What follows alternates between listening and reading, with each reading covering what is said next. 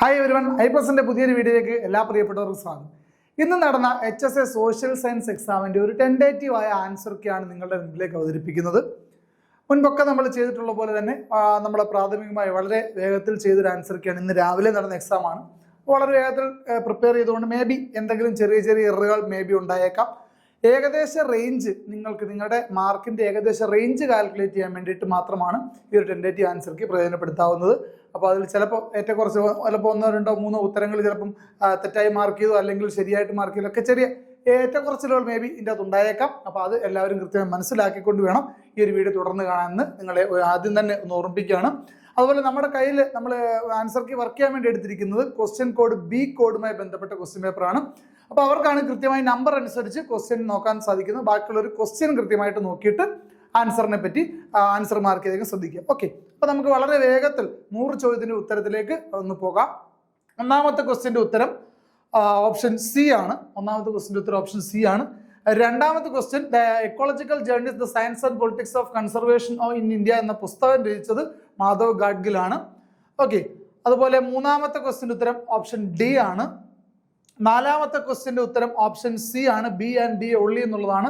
Zero degree സ്റ്റാർട്ടറുമായി ബന്ധപ്പെട്ട ശരിയായ പ്രസ്താവനകൾ ഏതൊക്കെയാണെന്നുള്ളതാണ് ചോദ്യം.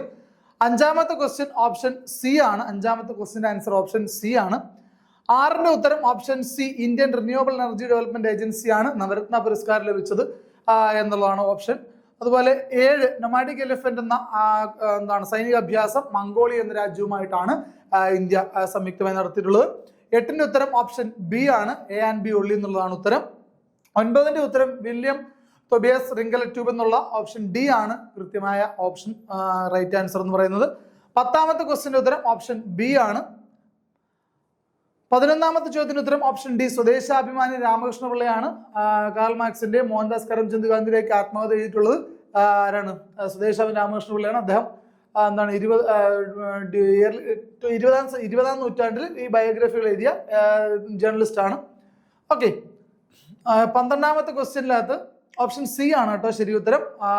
റോങ് ആയിട്ട് മാച്ച് ചെയ്തിരിക്കുന്ന ഏതാന്നുള്ളതാണ് ചോദ്യം. അപ്പോൾ ഇവിടെ റോങ് ആയിട്ട് മാച്ച് ചെയ്തിരിക്കുന്നതാണ് മാർക്ക് ചെയ്തിരിക്കുന്നത്. ഓപ്ഷൻ സി ആണ്. 3 എന്ന് പറയുന്ന ഓപ്ഷൻ സി ആണ് ഇവിടുത്തെ റൈറ്റ് ആൻസർ. 12ന്റെ ഉത്തരം ഓപ്ഷൻ ബി ആണ്, പെയർ ചെയ്യാൻ വേണ്ടിയിട്ടാണ്.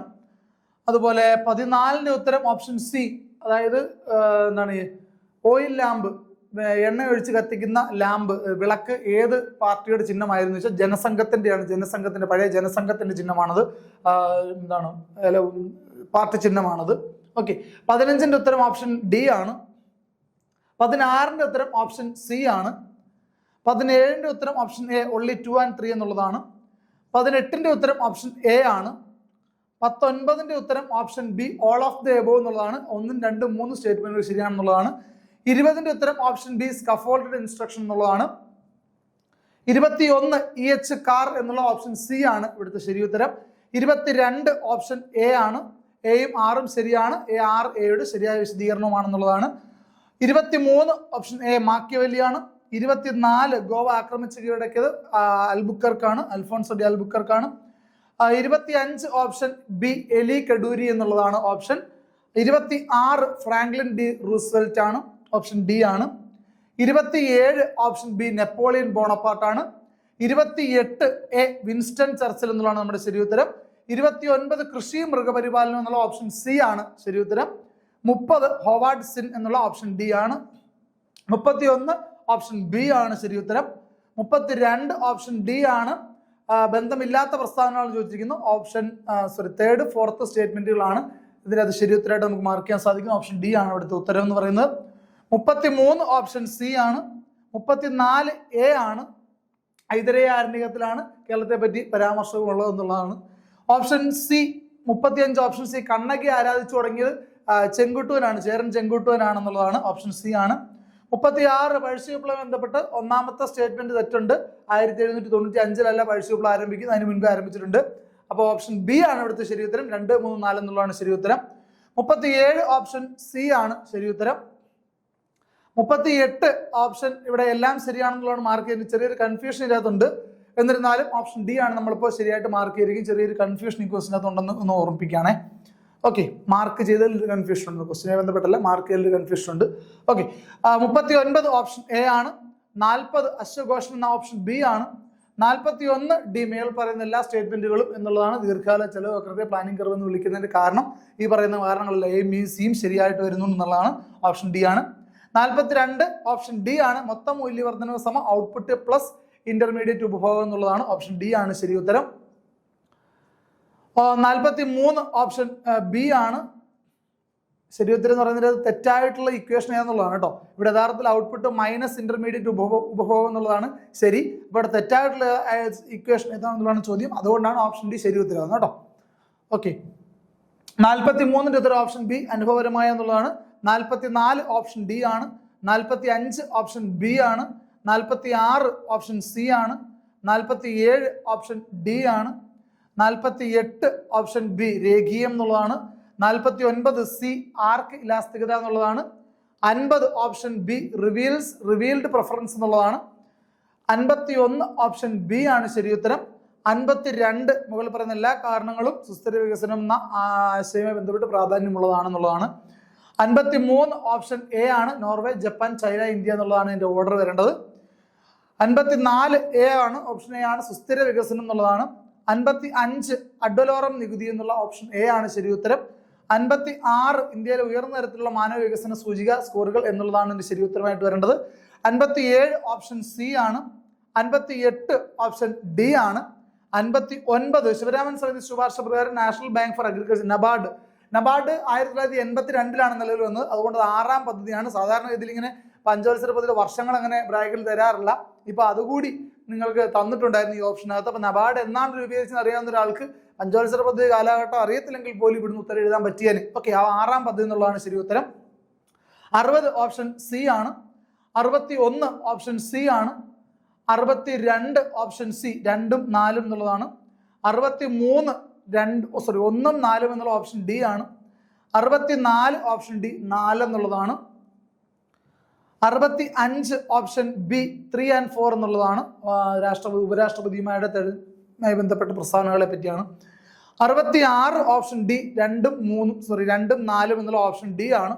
67 ഓപ്ഷൻ സി 2 മാത്രം എന്നുള്ളതാണ്. 68 2 മാത്രം എന്നുള്ളതാണ്. ഓക്കെ, 69 ഓപ്ഷൻ ബി ആണ്. 3 and 4 എന്നുള്ളതാണ്. 70 ഓപ്ഷൻ ബി 2 and 4 എന്നുള്ളതാണ്. 71 ഉപയുക്തതാവാദം എന്നുള്ളതാണ്. ഓപ്ഷൻ ബി ആണ് ശരി ഉത്തരമായിട്ട് വരുന്നത്. 72 നിക്കോളോ മാക്കിയവെല്ലി ആണ്. മാക്കിയവെല്ലി നേരത്തെ നമ്മുടെ ഒരു ഉത്തരവായി വന്നിട്ടുണ്ട്. നിക്കോളോ മാക്കിയവെല്ലി ആണ് ഓപ്ഷൻ സി 72.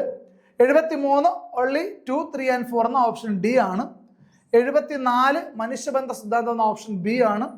75 ഓപ്ഷൻ സി ക്രമീകരണങ്ങൾ എന്നുള്ളതാണ്. 76 ഇവയെല്ലാം 1, 2, 3 and 4 ഇവിടെ നമുക്ക് ശരി ഉത്തരമായിട്ട് മാർക്ക് ചെയ്യാൻ സാധിക്കും. ഇപ്പോൾ 1, 2, 3 and 4 എന്നുള്ള ഓപ്ഷൻ ഡി ഇവയെല്ലാം എന്നുള്ളതാണ്. 77 ഓപ്ഷൻ ഡി only 3 എന്നുള്ളതാണ്. 78 option D all of the above 2, 3 and 4 G20 ബന്ധപ്പെട്ട ക്വസ്റ്റ്യൻ ആയിരുന്നു. ഓൾ ഓഫ് ദി എബോവ് എന്നുള്ളതാണ് ആൻസർ. 79 ഓപ്ഷൻ സി അവസര സമത്വം എന്നുള്ളതാണ്. 80 എ വി ഡയസി എന്നുള്ള ഓപ്ഷൻ ഡി ആണ്. 81 ഓപ്ഷൻ ഡി 3 and 4 എന്നുള്ളതാണ്. 82 ഓപ്ഷൻ സി 1, 3 എന്നീ 2 സ്റ്റേറ്റ്മെന്റുകളാണ്. 83 ഓപ്ഷൻ ഇവിടെ നമുക്ക് എന്താണ് കൃത്യമായിട്ട് മാച്ച് ചെയ്യാൻ വേണ്ടിയിട്ടുള്ളതാണ്. മാച്ച് ദ ഫോളോയിങ് ആയിരുന്നു. ഓപ്ഷൻ ബി 1, 2ലേക്ക്, 2, 3ലേക്ക്, 3, 4ലേക്ക്, 4, 1ലേക്ക് ഇങ്ങനെ ഓപ്ഷൻ ബി ആണ് ശരി ഉത്തരം വരേണ്ടത്. 84 ഓപ്ഷൻ സി ആണ് 2 and 3 എന്നുള്ളതാണ്. 85 അതുപോലെ നേരത്തെ പോലെ മാച്ച് ദ ഫോളോയിങ് ആണ്. മാച്ച് ദ ഫോളോയിങ് സ്റ്റേറ്റ്മെന്റ് ഒക്കെ നമുക്ക് കുറച്ചധികം സമയം നിങ്ങളുടെ ഉപയോഗിച്ചിട്ടുണ്ടാവാം ആ ക്വസ്റ്റ്യനുകളിലൊക്കെ. അപ്പം കുറച്ചധികം വർക്ക് ചെയ്യേണ്ടതാണ് അതിൻ്റെ അകത്തൊക്കെ.